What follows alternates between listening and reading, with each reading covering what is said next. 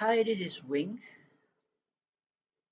This is the next episode of the whereby I'll continue to talk about some of the important or significant data which is released by Napic for the real estate market in the first half of 2020.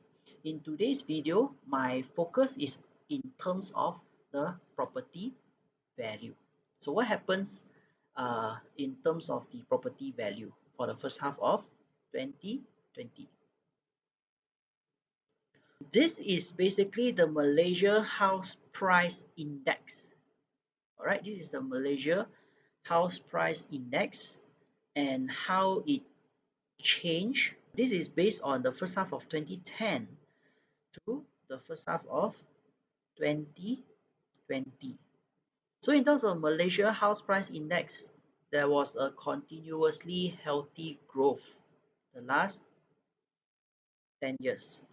So if you look at the index, if a house that was worth 100,000 in 2010, by the first half of 2020, the house would have worth 198,000, which means that the last 10 years that unit or that property should have doubled in terms of price. So if you look, if you continue to look at the graph, so you can see 2010 to 2015, if you compare year to year, we see a faster growth. All right, from 2010 to 2015, in terms of the house price index, there was a faster growth. There's even double-digit growth. However, from 2016 to 2020, there is still growth, but you can see the growth is actually reducing. And if you look at Q2 of 2020, if you compare year to year, the growth is almost zero. And if you compare quarter to quarter, there is, for the first time ever, there is actually a negative growth. If you compare Q1 2020 to Q2 2020 in terms of housing price index, there is actually a small drop of 0.7%.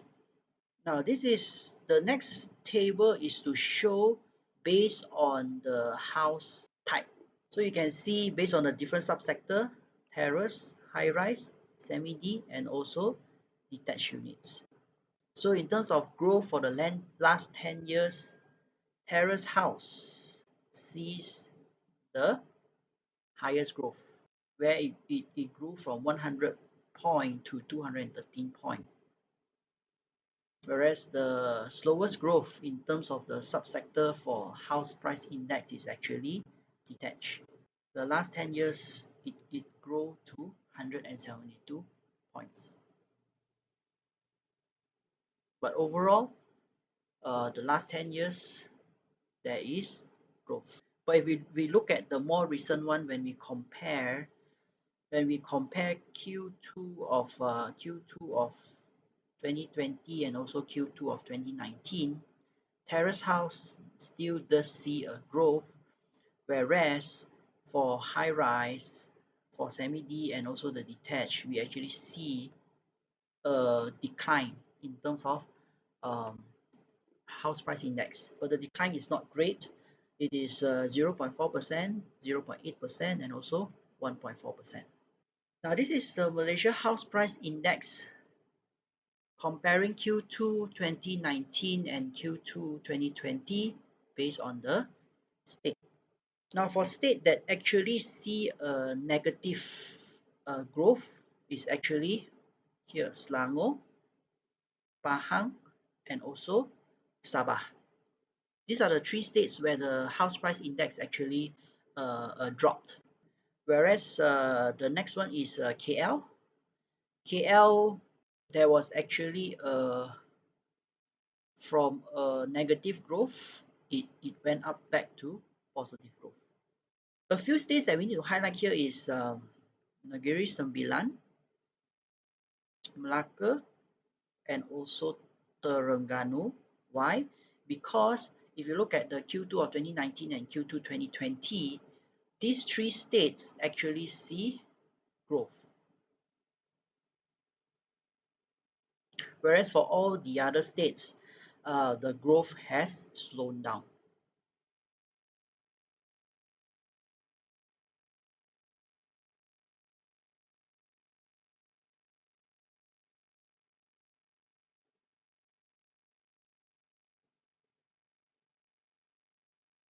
All right, that's all I have in terms of the Malaysian house price index for the first half of 2020. The next video, I will talk about the primary market and also the unsold report. That's all I have for today's video. If you like today's content or you find it valuable, give us a like. If you got any feedback, do leave it at the comment section. Do subscribe to our social media platforms and also share it to your friends if you find it valuable. That's all I have for today. Thank you very much. Yeah.